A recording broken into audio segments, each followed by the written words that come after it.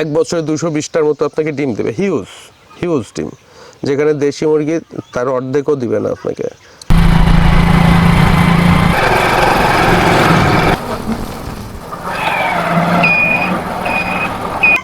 আজকে আমি এমন একটা খামার পরিদর্শনে আসছি যে খামারের মালিক একসময় খুব ভালো একটা বেতনের চাকরি করত। উনি লেখাপড়া করেছেন বাংলাদেশের সবথেকে নামকরা স্কুলে, সবথেকে নামকরা কলেজে, এমনকি উনি প্রাইভেট ইউনিভার্সিটির ছাত্র। চাকরি করতেন একটা ভালো বেতনের আইটি ফার্মে, ওখান থেকে চাকরি ছেড়েছেন। যুব উন্নয়ন ট্রেনিং সেন্টার থেকে ট্রেনিং নিয়ে গড়ে তুলেছেন সবুজ সাথী যৌথ খামার।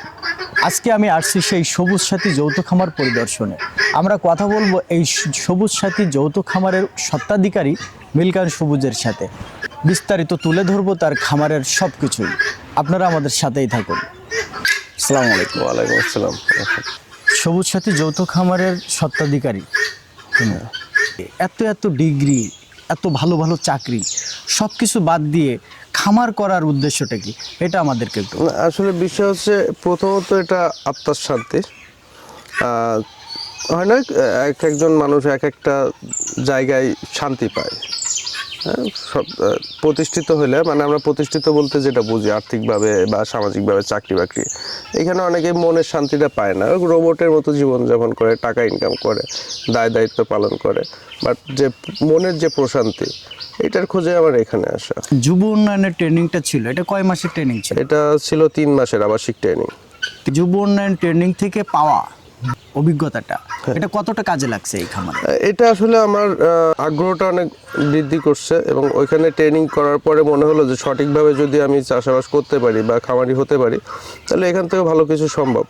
একজন নাবিক যখন জেনে শুনে জাহাজ নিয়ে সমুদ্রে নামে, তখন তার কিনারায় যাওয়াটা সহজ হয়, আর যখন না জেনে নামে তখন ডুবে মরার সম্ভাবনাটাই বেশি। তার মানে যুব উন্নয়ন যে ট্রেনিং সেন্টারটা থেকে ট্রেনিংটা নেওয়া হয়েছিল, ওটা এক প্রকার একটা ভিত্তি স্থাপন ছিল। যে রিসেন্টলি খাবারের ব্যাপারগুলো আমি জানলাম, খাবারটা কীভাবে তৈরি করে। এবং আরও একটা প্রজেক্ট আমি হাতে নিয়েছি, সেটা হচ্ছে যে কিছু প্যারেন্টস তৈরি করে আমার খামারের যে বাচ্চাটা লাগে, প্রয়োজন হয়, একটা চালান শেষে আমার যে পরিমাণ বাচ্চাটা প্রয়োজন হয়, এটা আমি নিজেই উৎপাদন করার চেষ্টা করছি।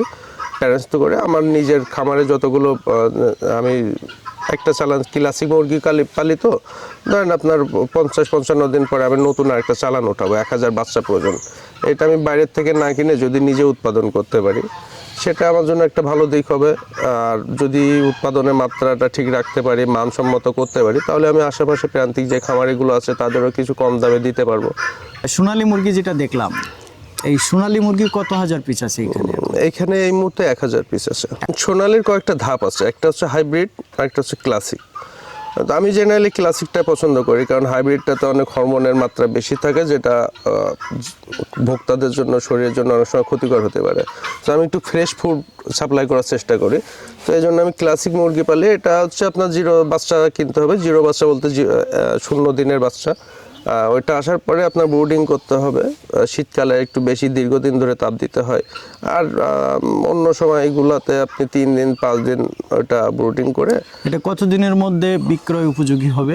এটা আমারটা 55 থেকে 60 দিন। অ্যাভারেজ হচ্ছে আপনার ধরেন 1000 মুরগি, আমার অন অ্যাভারেজ 1000 কেজির মতো মাংস হবে। ব্রয়লার মুরগি আর সোনালী মুরগির খাবার তো আলাদা, হ্যাঁ। এদের ওষুধও কি আলাদা? না, ঔষধের ব্যাপারগুলো সেম, কারণ মুরগি জাত তো, মুরগিদের ওষুধগুলো একই ধরনের হয়। উইন্টার সিজনে তাপমাত্রার কিভাবে নিয়ন্ত্রণ করা হয়? তাপমাত্রা হচ্ছে, প্রথমে আমার দেখতে পেয়েছেন আপনারা পর্দা আছে, ওইটা আমি বায়ু নিরোধক, ওখানে বাতাস ঢুকে না, এটা কাভার করে দিয়ে এবং ভিতরে আপনারা দেখছেন যে ওখানে যে লাইটিংয়ের ব্যবস্থা আছে, ওগুলো দিয়ে আমি তাপমাত্রা মেনটেন করি। তাপ প্রয়োজন হলে বাড়ায় দিই, কম হলে তো খুলে রাখি। আর হচ্ছে আমি তাপমাত্রাটা ঠিক আছে কিনা, এটা আমার মিটার আছে, রুমের তাপমাত্রা মাপার জন্য 2-3টা মিটার দেওয়া থাকে রুমের, মানে আপনার খামারের বিভিন্ন জায়গায়, ওটা একটা অ্যাভারেজ করে একটা তাপমাত্রা মাপি আর কি। 1000 সোনালী মুরগি 55 দিনে উঠবে। এটার 55 দিনে 1000 সোনালী মুরগির পিছনে খাবার, পানি, বিদ্যুৎ, ঔষধ সব কিছু মিলায়ে কত টাকার মতো খরচ হয়? এখানে দুইটা বিষয় আছে। আপনি যদি বাকিতে করেন, দুইভাবে ব্যবসা হয়। আচ্ছা। একটা হচ্ছে বাকি ব্যবসা, একটা হচ্ছে নগদ ব্যবসা। সাধারণত প্রান্তিক খামারিদের যেটা হয়, মূলধনের স্বল্পতা থাকে, তারা কোনো রকম কষ্ট করে একটা ঘর বানায়, তারপর যারা ডিলার আছে তাদের কাছ থেকে বাকিতে মুরগির বাচ্চা, ঔষধ, খাওয়ার যাবতীয় যা যা আছে ওগুলো নিতে থাকে। নেওয়ার পরে একটা নির্দিষ্ট সময় শেষে যখন বিক্রয় হয়, তখন সেই হিসাব করে তার লাভ থাকলে লাভ হয়, আর লস হলে তো লস হয়ে যায়। তিতি মুরগি দেখলাম আপনার এখানে, তিতি মুরগির যে খামারটা, এই তিতি মুরগি সম্পর্কে আমাদেরকে একটু বলেন। এটা কি আমাদের এই আবহাওয়ায় উপযোগী চাষ করা? নিঃসন্দেহে উপযোগী, কারণ তিতির যতগুলো মুরগি আছে, পাখি জাতীয় যতগুলো প্রাণী আমরা পালি, সব থেকে রোগ প্রতিরোধ ক্ষমতা তিতির মুরগির বেশি। এবং আমরা জানি যে এটা মূলত বন্য প্রাণী, বন্য পাখি, প্রাণী বলবো না, পাখি। এরা ইভেন তাও দেয় না, প্রাকৃতিকভাবে কোথাও এক জায়গায় ডিম পেড়ে রেখে আসে, ওখান থেকে অটোমেটিক বাচ্চা ফুটে। এটা হচ্ছে প্রাকৃতিকভাবে। আচ্ছা। আর কৃত্রিমভাবে আমরা যেটা বাসায় পালি, এর জন্য ওদের ডিম নিয়ে আলাদা করে ফুটাইতে হয়, বাট এদের রোগ প্রতিরোধ ক্ষমতা অত্যন্ত বেশি, অত্যন্ত বেশি। এবং এরা আপনার আবহাওয়ার জন্য একদম পারফেক্ট। এটা কারণ এই অঞ্চলেরই মুরগি, এদের জাতটা এই অঞ্চলেরই। নতুন কোনো খামারি যদি তিতি মুরগি পালন করতে চায়, সে কিভাবে করবে? মানে কতটুকু বয়স থেকে সে নিবে? আর এটা থেকে ডিম দিয়ে ব্যবসা করা যায় নাকি মাংস হিসাবে সে? এই সেক্টরটা আমি আসলে নিয়ে আসছিলাম শুরুতে একটা এক্সপেরিমেন্ট হিসেবে, যে এটা সেক্টর বিষয়টা বোঝার জন্য। তো আমার মনে হয় নতুন খামারিদের জন্য এটা না করাই উত্তম, কারণ এটা দীর্ঘদিন আপনাকে খাওয়াতে হবে, মিনিমাম 6 মাস, 6 থেকে 7 মাস আপনাকে খাওয়াতে হবে, তারপরে আপনার ডিম দিবে যদি বাচ্চা ফুটাতে চান। সেক্ষেত্রে আবার যদি শীতকাল থাকে, নভেম্বর, ডিসেম্বর, জানুয়ারি, ফেব্রুয়ারি, এই সময়ের ভিতর, শীতের ভিতরে এরা ডিম দিবে না আপনাকে, যতই ম্যাচিউরড হয়ে যাক, যতই অ্যাডাল্ট হোক, এরা ডিম দিবে না। তার মানে আপনাকে আরও 3 মাস টানতে হবে। আর আপনি যদি মাংসের জন্য করতে চান, সেক্ষেত্রে হয় কি, আমাদের মার্কেটে যেটা হয়, ভোক্তাদের ভিতরে এই চাহিদাটা কম থাকে। আপনার হয়তো চাহিদা আছে, বাট সামর্থ্যর ব্যাপার, সামর্থ্য নাই, ইয়া থাকে। কারণ আমি যখন 500 টাকা মুরগির কেজি বলবো, তখন অনেকে চায় ভাই 500 টাকা দিয়ে 1 কেজি মুরগি খাবো, এই ধরনের একটা টেন্ডেন্সি থাকে। এটা তো একটু শৌখিন পাখি, তো এটা সবাই আসলে নিয়মিত খাওয়ার কাস্টমারগুলো অনেক শৌখিন, যেটা পাওয়াটাই রেয়ার। এক্স্যাক্টলি। আচ্ছা, এখন আরেকটা বিষয় দেখলাম, আপনার ফার্মি মুরগি। আমি ফার্মি মুরগি সম্পর্কে যতটা জানি, আমি খামারিদের কাছ থেকে যতটা শুনছি, যেটা ডিম দেওয়ার জন্য খুব বেস্ট একটা পাখি জাতীয় নিঃসন্দেহে প্রাণী। আপনাকে বছরে অলমোস্ট 365 দিনের ভিতরে 220টার মতো ডিম দিবে। আপনি যদি একটা ফার্মি মুরগি বছরে যদি আপনি ঠিকঠাক মতো লালন পালন করতে পারেন, সব কিছু ওকে রেখে, 1 বছরে 220টার মতো আপনাকে ডিম দেবে।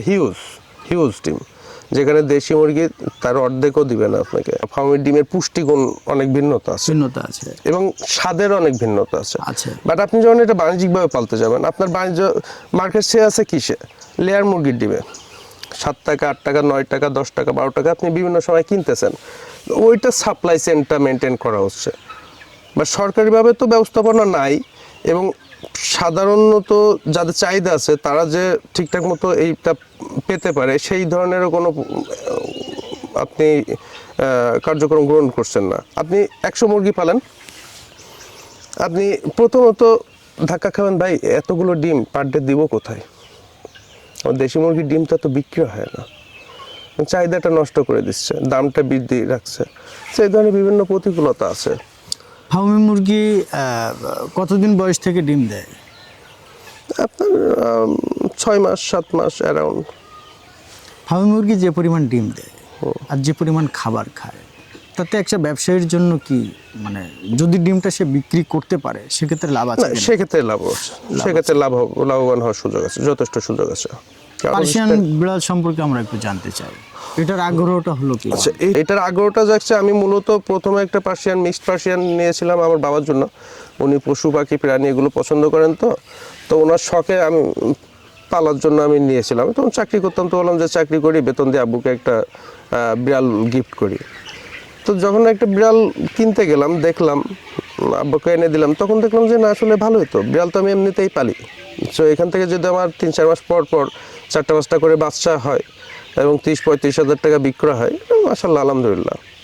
এখন নতুন করে আর কোনো সংযোজন বিয়োজন করার ইচ্ছা আছে? নতুন করে সংযোজন হচ্ছে, আমার সোনালী সেক্টরটা করব, মুরগির সেক্টরটা, যে আমি টোটাল শুরু থেকে যেটা বললাম, বাচ্চা, খাদ্য আর লালন পালন তো আমিই করি। আমি খাদ্য তৈরি করার এবং বাচ্চা তৈরি করার একটা প্রজেক্ট হাতে নিচ্ছি।